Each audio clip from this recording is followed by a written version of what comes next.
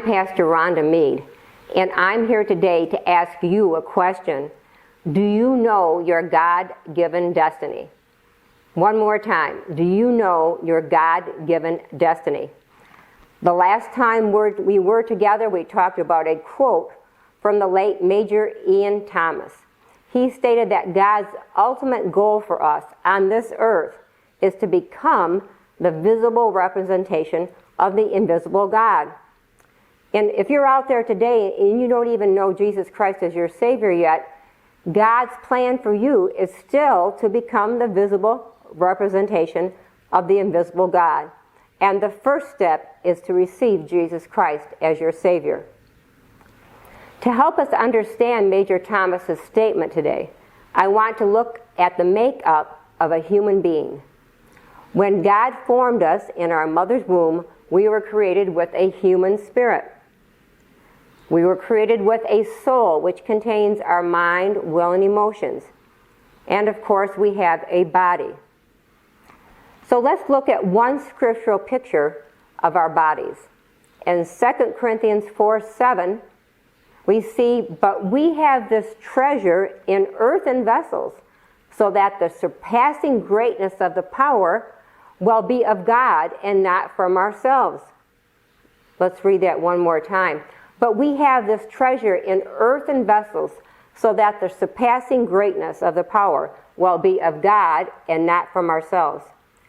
In this verse, our bodies are called earthen vessels. So our bodies are called earthen vessels. We need bodies to function on this earth. Bill Gilhelm used to call them our earth suits. In other words, what would it be like if we didn't have bodies to relate to one another? I realize there is spirit-to-spirit communication, but realistically, the bodies are much more functional. So just imagine if we didn't have bodies. So the Lord gave us earthen vessels. He gave us earth suits, our bodies, in order to relate with each other. In 2 Corinthians 4:7, the Apostle Paul made a point of saying that since we are only earthen vessels, and that's what the Lord is calling us, these words were inspired by the Apostle Paul, that since we are only earthen vessels, the surpassing greatness in any of us is from the power of God that is within us, and never from ourselves. And that's very important to remember. We don't want to walk around in false humility, but at the same time, pride is deadly, and we certainly do not want to be proud. Each believer has all the life of Christ within them. We didn't receive just a part of Jesus Christ when we received Him as our Savior, but we received all of the life of Christ within our Savior. So this treasure that is Jesus in us, this treasure is more powerful than we can imagine. When the treasure is allowed to permeate our lives, it is so powerful that even the vessel starts to change and starts to appear like the treasure. We are gradually conformed to the image of Christ. Let's go over that process again.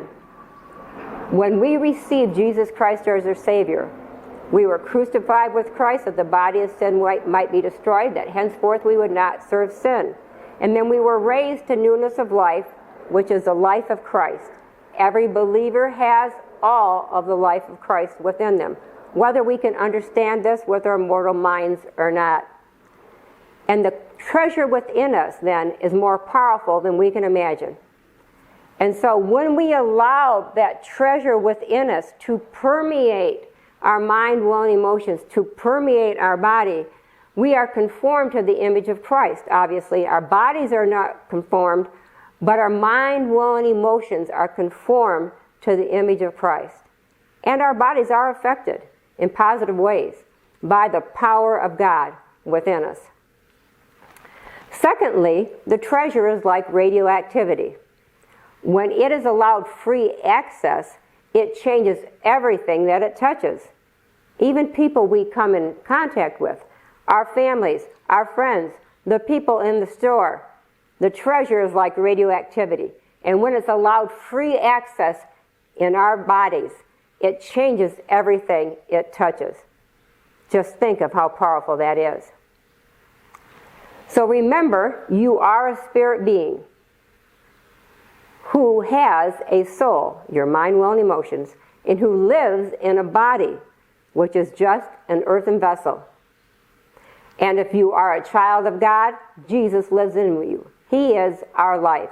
When Christ, who is our life, shall appear, we shall appear also with him in glory. And that glory doesn't mean heaven after Jesus comes. That glory means we will be glorified from the treasure affecting our mind, will, and emotions. One more time, you are a spirit being who has a soul, who lives in a body. And if you are a child of God, Jesus lives in you. I want to thank you for being with us today. If you would like more information on the Exchanged Life, my first book, The Exchanged Life, The Revelation of Jesus Christ in You, is available at our ministry website, and that is www.newlifeoutreach.us. That's www.newlifeoutreach.us. And I want to thank you for being with us, and I'll see you next time.